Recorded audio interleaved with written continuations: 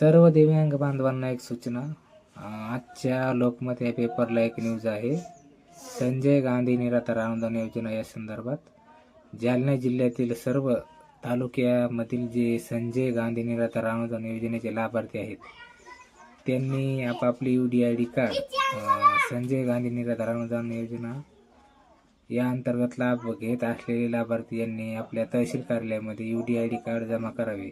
याचे कारण असे की आपल्याला 2,500 रुपये मानधन हे जमा होत आहे.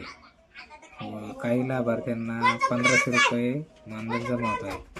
जे लाभार्थी आपले UDID कार्ड तहसील कार्यालयामध्ये जमा करणार नाहीत सदरचा त्यांना लाभ 2,500 रुपये मिळणार नाही व पुढील लाभही बंद होऊ शकतो. यामुळे पात्र लाभार्थ्यांनी आपले UDID कार्ड व आधार कार्ड तहसील कार्यालयामध्ये जमा करावे.